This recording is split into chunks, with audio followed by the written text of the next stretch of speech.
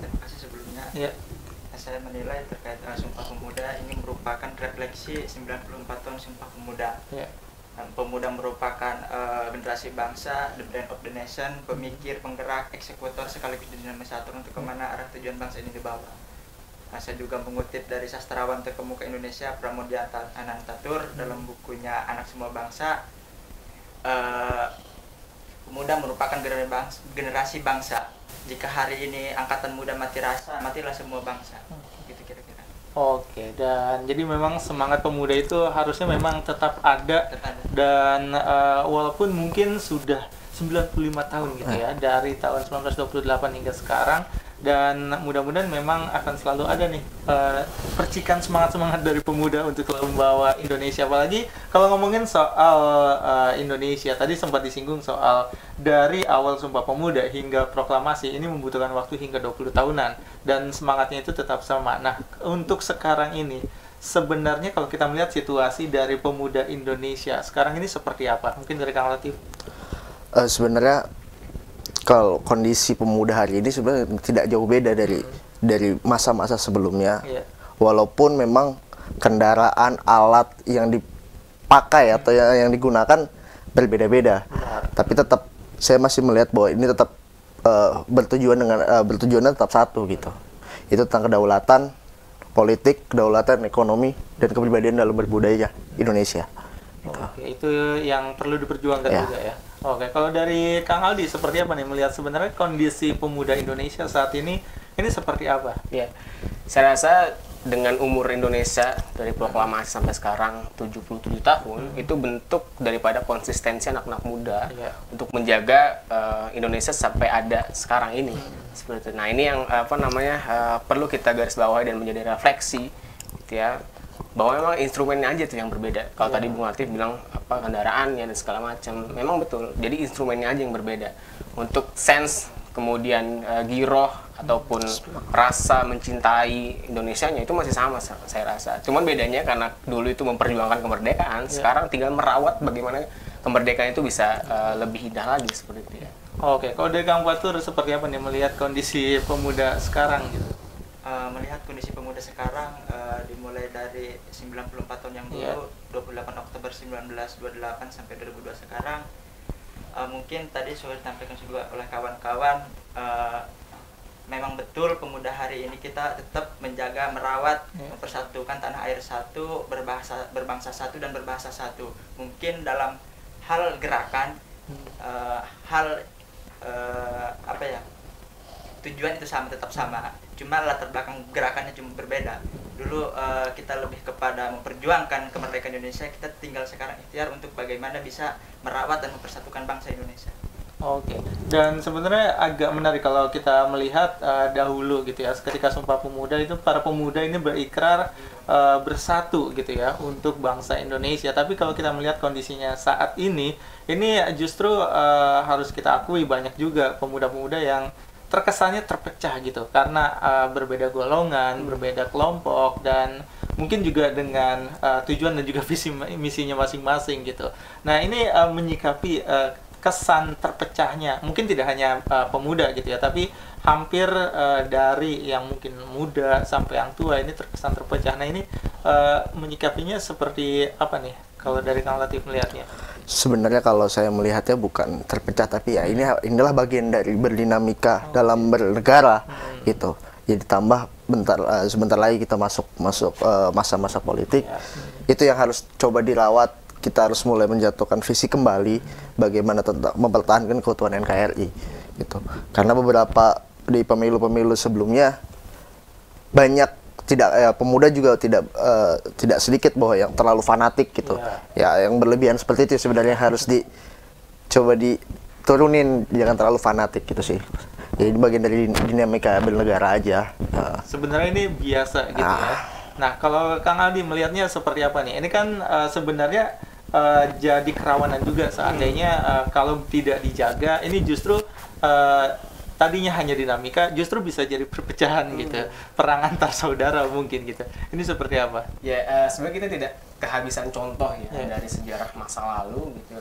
Bagaimana polarisasi ini memang sudah ada sejak dulu. Oke. Ya, itu tadi kalau Bung Latif bilang ini adalah dinamika bernegara, memang betul gitu ya. Kita bisa tinggal mencontoh aja sejarah, kayak misal di sidang konstituante gitu ya, bagaimana kalangan Islamis dan kalangan nasionalis itu berdebat sedebat-debatnya, menjadikan forum itu forum gagasan yang benar-benar mencuatkan gagasan, tapi ketika di luar itu mereka ngopi bareng, mereka jalan bareng dan seterusnya gitu ya.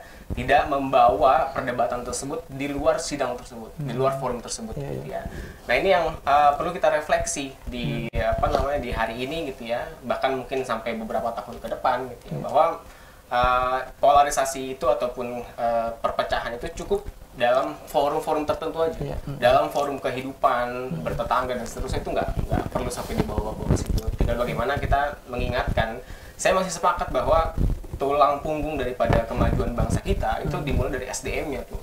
Nah, mungkin bisa jadi ya, ini prediksi saya aja, itu semakin menurunnya kualitas SDM gitu ya, dari mulai tadi mereka merawat persaudaraan dan seterusnya, sampai pada kita bagaimana membuat peta jalan Indonesia ke depan. Oke, nah kalau dari Kang Fatur melihatnya seperti apa nih? Dan mungkin memang sangat dibutuhkan kedewasaan gitu ya, ketika perbedaan ini hanya dibawa di forum-forum tertentu saja gitu, bukan dibawa ke forum umum di mana ketika harus bersosialisasi gitu ya, ini harus melepaskan perbedaan itu gitu. Nah, ini melihatnya seperti apa nih dinamika yang ada, tapi justru terkadang gitu ya kita melihat kenyataan di lapangan gitu, banyak yang bahkan melihat perbedaan ini menjadi sesuatu yang jadi bibit-bibit permusuhan gitu terkadang. Nah, seperti apa? Berbicara dinamika pemuda hari ini, ketika berbicara pemuda, dinamikanya itu sebenarnya dia berlektika di atas forum, dialektika intelektual. Akan tetapi ketika mereka di luar forum, gagasan-gagasan itu cuma disampaikan di forum, dan di luar kita tetap saja bersatu teguh untuk bisa mencapai tujuan bernegara.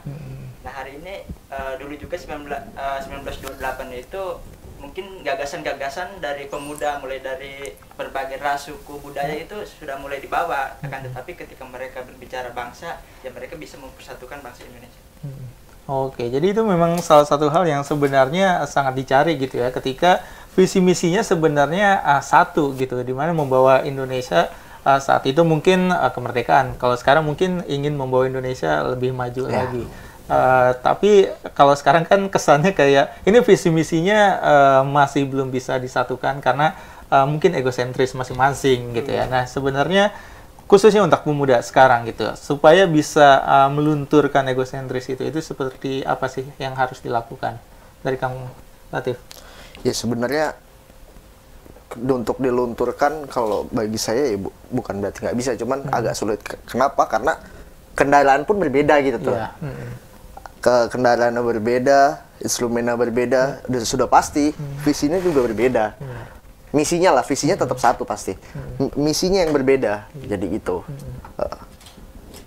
Jadi, nah kalau dari Kang Aldi seperti apa? Ya, saya rasa untuk menyatukan satu gagasan bukan menjadi hal yang tabu gitu ya. Kita bisa melihat tadi, kalau kita berbicara Sumpah Pemuda, itu kan gagasannya jauh sebelum itu. Bahkan Kongres pertama itu di tahun 1926, 2 tahun setelahnya baru Kongres Pemuda kedua gitu. Dan terciptalah Sumpah Pemuda itu. Bahkan jauh sebelum itu, anak-anak muda Indonesia gitu ya, itu sudah bergeliat gitu. Misal Tan Malaka sudah membuat The Northern Republic gitu ya, menuju Republik gitu dan seterusnya.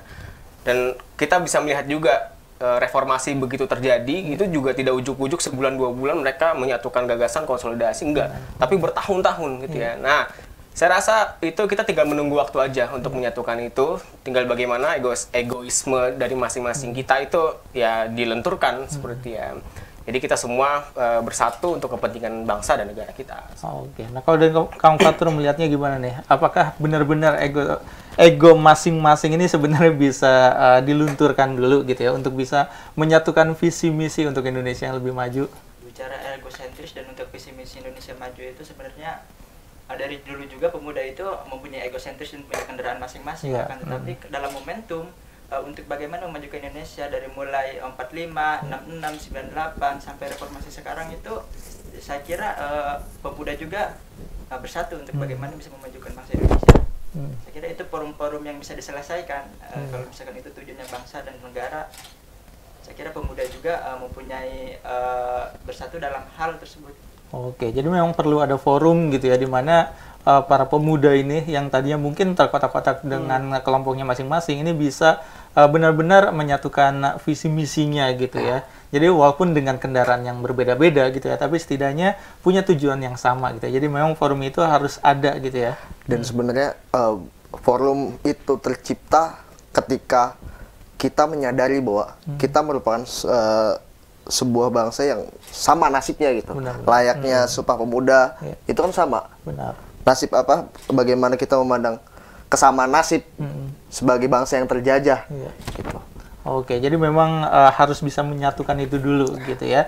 Dan sebenarnya kalau ngomongin soal pemuda gitu ya, dan ini memang nggak bisa lepas juga gitu dari kalangan sebelumnya, dari generasi sebelumnya yang terkadang banyak juga yang menilai pemuda zaman sekarang ini dianggap agak kurang bisa diandalkan gitu.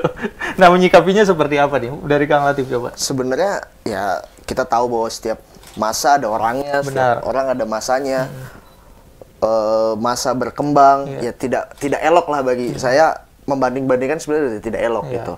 Karena perkembangan sekarang kan perkembangan udah semakin pesat gitu. Jadi bagi saya kurang pas ketika memang ada yang berbicara dan membanding-bandingkan generasi A dengan generasi B dengan generasi C. Nggak bisa juga gitu. Tantangan berbeda, masanya berbeda gitu. Oke, dan memang sebenarnya kalau ngomongin soal generasi gitu ya, kadang-kadang masing-masing generasi punya stereotipnya masing-masing soal generasi lainnya gitu. Nah, ini seperti apa memandangnya?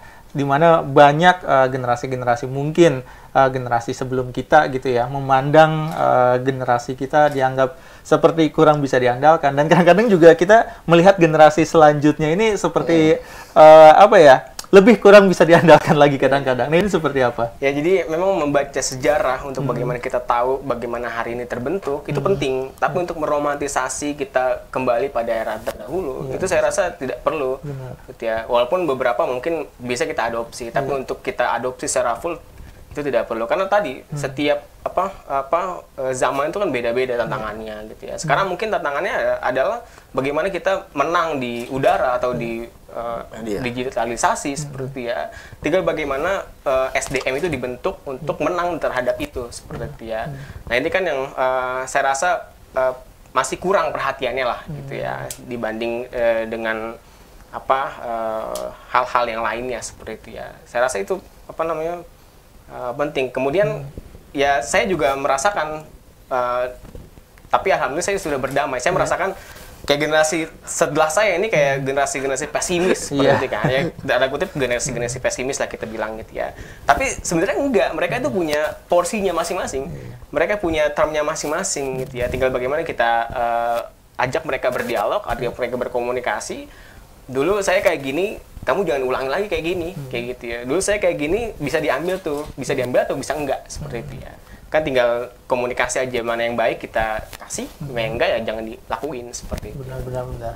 Kalau dari Kang Fatur melihatnya gimana? Karena terkadang dengan adanya mungkin stereotip tadi gitu ya, banyak generasi-generasi muda gitu ya, anak-anak muda justru karena stereotip itu justru tidak diberikan kesempatan yang lebih luas gitu. Nah, ini seperti apa? Saya kira pemuda sekarang itu dari pemuda zaman dahulu itu tantangannya berbeda-beda. Kita dihadapkan dengan, sebut aja lah pemuda sekarang itu milenial kan, dihadapannya dengan teknologi, apalagi Indonesia sekarang sudah menghadapi era bonus demografi, itu menjadi tantangan penting juga bagi pemuda. Dan juga saya kira pemuda zaman dulu juga tidak bertantangan dengan teknologi, makanya setiap pemuda itu generasinya berbeda-beda tantangannya.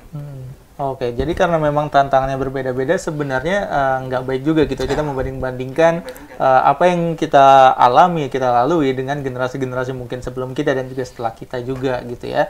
Dan memang harus belajar juga, dimana kalau kita mungkin belum bisa mendapatkan kesempatan yang luas dari generasi sebelumnya, itu tidak bisa dilakukan juga untuk generasi selanjutnya ya. Dan sebenarnya perjuangan seperti apa nih yang harus dilakukan anak muda ketika memang kesempatan-kesempatan kadang-kadang tidak terlalu dibuka lebar oleh generasi-generasi selanjutnya?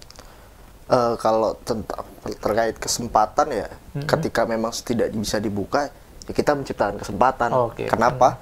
ya tadi saya sepakat dengan Ketua Aldi bahwa hari ini generasi yang akan datang maniak dengan gadget gitu tuh. Sedangkan kebutuhan masa depan kita sudah akan memasuki 5.0 gitu, di mana digitalisasi, internet itu sudah semakin cepat gitu.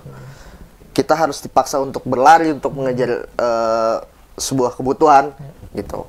Jadi ya ketika memang tidak diberikan ya kita ciptakan gitu. Jadi kalau tidak mendapatkan kesempatan, kita yang membuat kesempatan kita sendiri. Kalau dari Kang Aldi seperti apa? Ya, saya rasa SDM kita perlu diarahkan ke profesionalitas yang lebih gitu ya. Kalau dulu mungkin anak-anak muda lebih pada generalis, semuanya hampir semuanya dilakuin gitu ya. Tapi sekarang beberapa preset bahkan mendominasi, itu sudah memprediksi Indonesia sekarang ini sudah masuk pada bonus demografi gitu. Artinya persaingan baik di dunia kerja maupun di dunia lainnya itu sudah semakin ketat sepertinya. Tinggal bagaimana kita tadi mengarahkan anak-anak muda gitu ya, itu ke sektor profesionalisme. Misalkan yang di guru itu fokus dengan guru sampai jadi pakar gitu ya. Dia yang jadi advokat atau yang bekerja tentang hukum gitu ya. Itu jadi pakar di situ. Jadi supaya nanti bertemu pada muara yang sama gitu ya. Sekarang ini kan udah nggak zaman yang namanya kompetisi gitu ya. Kita berkontribusi itu adalah dengan kolaborasi. Kalau dulu mungkin masih berebut pengaruh gitu ya. Kalau sekarang kita udah kolaborasi aja bagaimana cara merawat Indonesia ini dengan baik gitu ya, ke depannya. Supaya ya apa-apa yang dicita-citakan gitu ya, khususnya misalkan di 2045 di momentum 100 tahun kemerdekaan Indonesia gitu ya. Indonesia itu sudah bukan lagi negara yang dipandang sebelah mata. Oke, kalau dari Kang Fatur melihatnya seperti apa generasi saat ini yang mungkin tadi disebut juga gitu harus menciptakan peluang sendiri, walaupun memang kadang ada juga beberapa anak muda yang ketika tidak mendapatkan kesempatan gitu mereka jadi lebih pesimis dan juga mungkin lebih ke patah arang gitu ya untuk melakukan perjuangan, akhirnya ya hanya mengikuti alur saja. Nah, seharusnya seperti apa pemuda? Saya kira pemuda hari ini itu perlu beradaptasi terhadap teknologi maupun kemajuan bangsa hari ini kan. Karena permintaan atau kemajuan bangsa ini sekarang ini udah sangat benar-benar menantang untuk anak muda. Saya kira persoalan-persoalan teknologi itu kita tidak perlu belajar di sekolah, dimanapun itu kita masih bisa belajar untuk masalah teknologi kan. Tinggal kita maunya untuk bagaimana bisa beradaptasi terkait kemajuan bangsa dan kemajuan bernegara.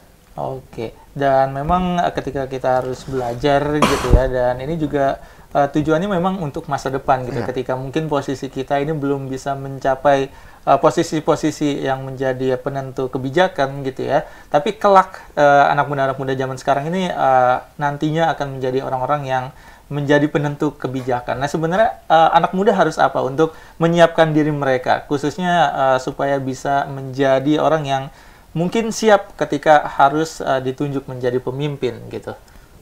Kalau saya sendiri sebenarnya tinggal ikuti, di Banten ada peraturan daerah tentang kepemudaan. Di situ ada pelatihan tentang kepemimpinan, ada pelatihan tentang kewirausahaan.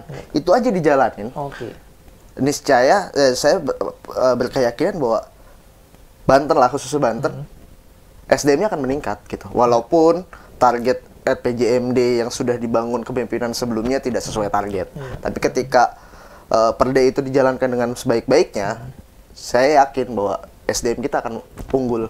Gitu. Manfaatkan yang sudah ada gitu ya. Mungkin Kang Aldi seperti apa? Nah, kalau kita meredefinisi semisal apa perbedaan pemuda dengan orang-orang tua gitu. Nah, perbedaan yang paling mencolok adalah anak-anak muda itu mau belajar. Itu perbedaannya gitu ya. Nah, tinggal bagaimana kita bisa memaksimalisasi SDM yang ada di pemuda kita gitu ya, untuk kemudian menjadi penentu kebijakan yang baik gitu ya. Nah, pemuda kalau saya mendefinisikan itu sama dengan pembaca yang baik gitu ya. Jadi kita kuantitasnya sudah banyak banget anak-anak muda. Bahkan ya beberapa survei hampir 30%-nya dari populasi Indonesia itu anak-anak muda. Gitu ya. Nah, tinggal bagaimana anak muda itu tadi diarahkan gitu ya. Dididik, diberdayakan supaya SDM itu mumpuni.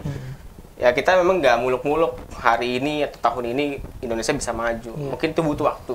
Ya 5 tahun, 10 tahun ke depan Itu butuh waktu. Kalau kita konsisten, kita melakukan hal tersebut, memberdayakan anak-anak muda, kemudian mendidik mereka dan seterusnya, saya rasa kita nggak perlu waktu sampai 2045 untuk mencapai kejayaan Indonesia. Seperti itu. Oke, kalau di Kang Fatur melihatnya gimana? Apa yang harus dilakukan anak muda untuk menyiapkan diri sebagai pemimpin masa depan?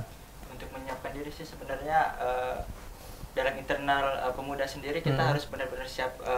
Yang pertama itu kita punya kolaborasi. Sebenarnya itu yang paling penting juga, karena ekonomi dengan digitalisasi itu politik, digitalisasi ekonomi itu benar-benar bisa dikolaborasikan. Sebenarnya tidak harus kita bisa menguasai semuanya, tapi pemuda hari ini harus bisa berkolaborasi. Tentu di bonus demografi juga kayak pemuda itu usia produktif itu lebih banyak, usia non produktif itu harus diberdayakan. Karena bagaimanapun juga pemuda itu butuh agen pendidik, butuh wadah untuk bagaimana bisa mereka berekspresi. Oke, dan sebenarnya balik lagi kalau ngomongin soal tantangan. Jadi ketika nanti anak muda sekarang ini mungkin bisa menjadi pemimpin gitu. Sebenarnya tantangan di masa depan yang harus kita hadapi di masa depan nanti ketika menjadi pemimpin. Ini tantangan yang paling berat apa saja? Sebenarnya kalau tantangan yang paling berat, ya yang tadi sudah saya bilang bahwa digitalisasi sekarang sudah semakin cepat gitu. Kita harus tahu bahwa 4.0 kita belum selesai, tapi di masa setahun 2 tahun sudah berhadapan dengan 5.0 gitu. Apalagi bahkan Amerika itu sudah sampai 6, udah sampai 6.0 gitu. Artinya digitalisasi, pemberdayaan SDM untuk mengenal teknologi juga jangan sampai stagnan gitu. Makanya jangan sampai pemuda, anak-anak hari ini gadget hanya dipakai untuk game, jangan sampai seperti itu. Manfaatkan. Ya, itu. Jadi memanfaatkan kemajuan untuk perkembangan diri gitu, mengembangkan diri ya. Karena memang dalam Perda 10 tahun 2014 itu ada bahwa pemerintah daerah juga berkewajiban untuk memberikan pelatihan, pendampingan, bahkan promosi dalam wirausaha kepemudaan gitu. Jadi emang harus ada dukungan gitu ya untuk para pemuda-pemuda. Dari Kang Aldi seperti apa? Ya, menurut saya tantangan ke depan itu 2 ya. Pertama adalah teknologi yang tadi sudah disebutkan oleh Bung Latif. Yang kedua adalah ketahanan negara, dimulai dari skup yang paling kecil yaitu keluarga gitu ya. Nah, berkaitan dengan teknologi, ini kita saling bukan kejar-kejaran, tapi sudah lari-larian gitu ya, dengan negara-negara maju di Eropa sana atau di Barat sana seperti ya. Nah, saya rasa kita tuh sebenarnya nggak kekurangan para teknolog yang mumpuni gitu ya. Kalau kita lihat misalkan beberapa yang akhirnya mereka memutuskan untuk menghibahkan intelektualnya atau keilmuan di teknologinya itu di luar negeri gitu ya. Nah, mungkin ke depan itu ya khususnya pemerintah mungkin ya baik di tingkatan daerah maupun di nasional itu lebih aware lagi terhadap riset-riset tentang teknologi gitu ya. Supaya apa? Supaya kita memberdayakan para teknolog yang dia sudah bersekolah, sudah mumpuni dan seterusnya itu diberdayakan di negara kita sendiri gitu ya. Supaya dia nggak keluar kemana segala macam gitu ya. Kalau kita lihat di perbincangan di sosial media itu banyak sekali para intelektual muda gitu yang dia mumpuni itu hampir jarang mau balik ke Indonesia gitu ya. Semuanya hampir pengen ngajar di luar negeri dan segala macam karena dijamin kehidupannya pertama gitu ya. Kalau di Indonesia kan ya mohon maaf gitu ya. Kita boleh jujur aja gitu ya. Itu belum digaransi soal itu seperti ya. Nah, paling ke depan itu. Yang kedua adalah ketahanan negara gitu. Dimulai tadi dari skop yang paling kecil adalah keluarga gitu. Itu penting sekali gitu ya. Karena di keluarga itu kan komunitas terkecil gitu ya. Sebelum kita ke masyarakat, ke negara dan seterusnya gitu ya. Kayak kepala keluarga, bapak itu mendidik anaknya, mendidik juga istrinya gitu. Istri juga mendidik anaknya, mendidik juga ataupun saling berdiskusi dengan suaminya dan seterusnya gitu ya.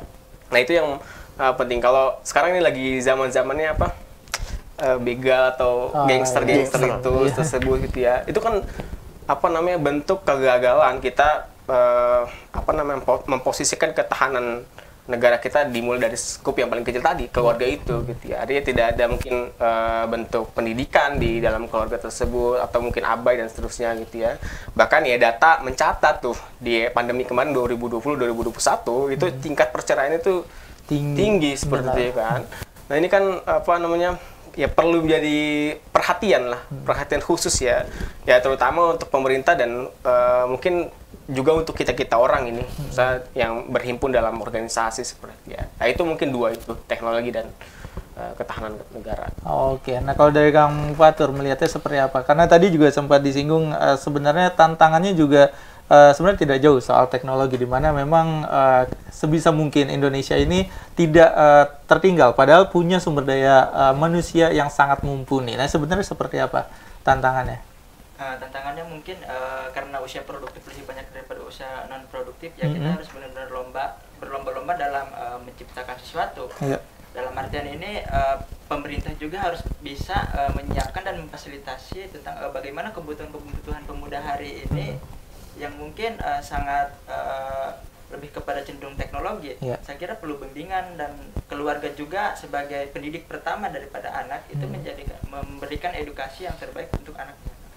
Oke, jadi memang diberikan kesempatan juga gitu ya dari mungkin pemerintah kepada anak-anak muda, dan mungkin juga kalau kita melihat sekarang di pemerintahan juga sudah mulai terbuka juga gitu ya, di mana memberikan kesempatan kepada anak-anak muda untuk mungkin terlibat di dalam pemerintahan.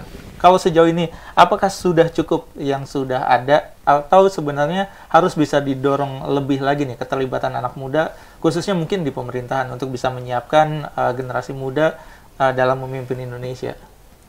Ya kita sebagai manusia juga kan beregenerasi gitu. Benar. Artinya ketika kita masa-masa yang terdahulu udah hampir punah, ya kita juga harus menyiapkan. Mereka juga harus menyiapkan siapa penerusnya. Maka bagi saya langkah yang paling tepat adalah tentang penyadaran tentang berpolitik. Terkadang anak-anak muda juga masih acuh terhadap berpolitik. Karena walaupun ya kita tahu bahwa berpolitik terkadang memang kotor, tapi politik juga sebagai bentuk, sebagai alat untuk memperjuangkan nasib bangsa. Benar.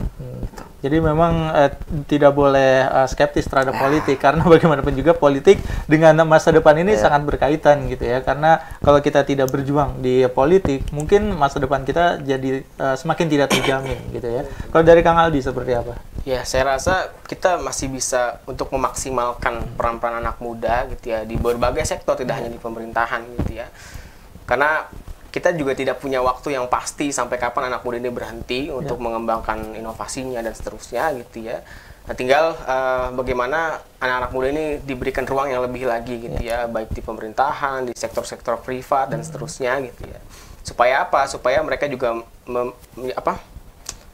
berpengalaman gitu ya. Kan anak-anak muda dipandang sekarang ini kan ya dia nggak berpengalaman gitu ya. Ya bagaimana kita bisa berpengalaman kalau kita nggak dikasih ruang seperti ya. Nah, emang anak-anak muda itu nggak berpengalaman, tapi kita tuh menawarkan masa depan itu. Nah, tinggal bagaimana Indonesia ini ke depannya itu memiliki kualitas SDM yang baik dimulai dari anak-anak muda sekarang. Jadi memang ketika tidak berpengalaman harus diberikan pengalaman dan juga harus diberikan proses untuk mematangkan diri gitu ya. Dan itu keterlibatan yang harusnya bisa lebih diberikan kepada anak muda ya. Kalau dari Kang Fatur melihatnya seperti apa?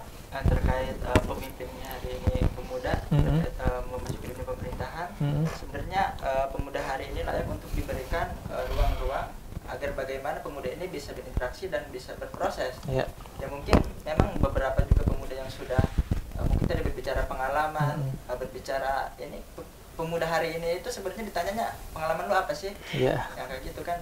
Tetapi mereka itu lebih kepada adaptasi. Karena bagaimanapun juga setiap zaman ada waktunya dan setiap waktu ada zamannya. Oke, dan sebenarnya sangat benar nih kalau ngomongin soal semangat kepemudaan, khususnya untuk pemuda sebagai masa depan Indonesia, sebagai pemimpin Indonesia. Dan mungkin terakhir apa yang ingin disampaikan mungkin terhadap pemuda dan juga mungkin terhadap pemerintah supaya bisa lebih mendorong anak muda lagi supaya siap sebagai pemimpin di masa depan. Seperti apa, Kang Latif? Sebenarnya berbicara tentang pemerintah, ya tadi sudah saya bilang, jalankan, lakukan perda yang sudah ada untuknya Provinsi Banten ya. Karena memang ketika dibaca itu sudah rinci bagaimana kita sebagai pemuda dan pemerintah berkolaborasi untuk menyiapkan generasi masa depan. Bagaimana tadi bagaimana tentang mempersiapkan kepemimpinannya, kewirausahaannya. Itu kan sudah udah dua elemen, setidaknya 2 elemen yang sudah dipersiapkan dalam perda tersebut gitu. Itu aja jalankan itu gitu aja, ya. Itu akan laksanakan dengan sebaik-baiknya. Bahkan sampai di perda itu dijelaskan bahwa ada 2% dari APBD hak pemuda untuk diberikan kepada pemuda sebagai bentuk permodalan dari pemerintah ke kaum muda itu. Oke, kalau untuk pemudanya? Kalau untuk pemudanya ya kita juga harus bersiap menghadapi tantangan. Kita harus siapkan mental, satu itu yang kedua. Karena prediksi 2023 kita akan menghadapi resesi ekonomi. Benar. Dan kedaulatan secara ekonomi itu adalah penolong ya. Artinya ya jangan sampai tergantung kita dengan bangsa asing. Di samping itu juga budaya yang akan menguatkan seperti itu. Budaya kita sudah sangat budaya kita banyak gitu. Itu budaya dan kedaulatan ekonomi yang menjadi kunci kalau bagi saya gitu. Jadi anak muda harus bisa berdaya gitu ya untuk bisa menyelamatkan Indonesia ya. Oke, kalau dari Kang Aldi seperti apa yang ingin disampaikan terhadap pemerintah dan juga mungkin untuk anak mudanya? Ya, salah satu faktor utama daripada kemajuan satu peradaban itu bukan lagi kompetisi seperti tadi saya bilang, tapi kita sudah masuk pada era kolaborasi. Baik pemerintah maupun anak mudanya itu mesti berkolaborasi. Untuk anak-anak muda, kita itu bukan lagi yang akan mengisi di masa depan, tapi kita yang bakal merebut masa depan itu. Gitu. Jadi kalau kita termnya adalah merebut gitu ya, kita mempersiapkan untuk merebut itu. Tapi kalau kita akan mengisi gitu ya, itu kita tinggal nunggu waktu aja. Tidak mempersiapkan itu gitu ya. Nah juga itu kan relate dengan apa yang sudah menjadi tugasnya orang-orang tua sekarang gitu ya, menjalankan pemerintahan gitu ya. Mereka jadi salah satu indikator keberhasilan kepemimpinan itu adalah mempersiapkan pemimpin selanjutnya. Ya, kalau dia nggak berhasil mempersiapkan pemimpin selanjutnya, berarti dia gagal menjadi pemimpin. Itu aja indikatornya. Karena tadi setiap zaman itu ada orangnya, setiap orang itu ada zamannya. Gitu ya. Nah, itu yang saya rasa menjadi refleksi kita bersama-sama, pesan baik untuk saya secara pribadi ataupun untuk khalayak gitu ya. Oke, kalau dari Kang Fatur, seperti apa? Apa yang ingin disampaikan kepada pemerintah dan juga mungkin untuk anak mudanya? Mungkin saya berpesan kepada anak muda hari ini direfleksi 94 tahun Sumpah Pemuda. Pemuda hari ini harus berkarya nyata untuk menjawab tantangan bangsa, dan juga kita harus mempunyai gagasan intelektual untuk bagaimana bisa menjawab tantangan hari ini. Saya kira untuk menghadapi perkembangan zaman hari ini, kita harus siap untuk berkolaborasi dan berkarya nyata serta adaptasi terhadap teknologi. Kita untuk mempersiapkan saja untuk bisa menghadapi hal tersebut. Oke, harus beradaptasi terus ya. Oke, siap. Terima kasih Kang Latif, Kang Aldi, juga Kang Fatur sudah meluangkan waktunya ngobrol-ngobrol soal Sumpah Pemuda dan juga kepemimpinan masa depan nih ya. Dan mungkin setelah ini apakah ada agenda seputar Sumpah Pemuda? Kalau dari Kang Latif ada agenda kah? Kita nanti malam akan ada refleksi sambil membacakan resolusi kita internal GMNI dalam menghadapi Sumpah Pemuda. Resolusinya yang sudah dipersiapkan? Itu nanti masih dibahas di internal. Masih dibahas ya. Oke, kalau dari Kang Aldi? Ya, kita akan adakan refleksi secara internal di teman-teman kami ya, Kesatuan Aksi Mahasiswa Muslim Indonesia gitu ya. Juga menghimpun dan mengkonsolidasikan teman-teman di komisariat gitu ya, untuk aware dan lebih peduli lagi terhadap isu-isu kepemudaan gitu ya. Dan ya ke depan kita akan banyak berkolaborasi dengan siapapun, dengan stakeholder pemerintahan ataupun sektor-sektor yang lain. Oke, kalau dari Kang Fatur, ada kegiatan apa nih di sendiri? Kita juga sudah menyiapkan untuk berbagai kegiatan mulai dari tataran cabang komisariat, dan hari ini juga komisariat banyak yang menyelenggarakan diskusi dan refleksi juga terkait Sumpah Pemuda, dan dari cabang Serang sendiri kita memfasilitasi untuk bagaimana bisa berkolaborasi dengan hal-hal atau yang bisa bersangkut paut dengan pemuda. Oke, lancar-lancar terus agendanya. Mudah-mudahan dari obrolan kita ini bisa lebih memantik lagi nih semangat-semangat anak muda supaya bisa lebih siap lagi menjadi pemimpin di masa depan ya. Amin. Sukses selalu dan mudah-mudahan nggak bosan-bosan untuk hadir ke studio Sultan TV ya. Oke, dan itu dia pemirsa Sultan TV perbincangan kita pada siang hari ini di Berita Sultan, dan mudah-mudahan dari perbincangan kita pada siang hari ini bisa memantik semangat kita untuk lebih semangat lagi untuk memperbaiki diri dan juga berkontribusi lebih terhadap sesama dan juga bangsa Indonesia, dan juga memaknai Sumpah Pemuda ini supaya bisa membawa Indonesia menjadi lebih baik lagi ke depannya. Dan kita akan berjumpa lagi di lain waktu di edisi selanjutnya. Saya Ben Oktari undur diri bersama kerabat kerja yang bertugas. Akhir kata, wassalamualaikum warahmatullahi wabarakatuh dan sampai jumpa.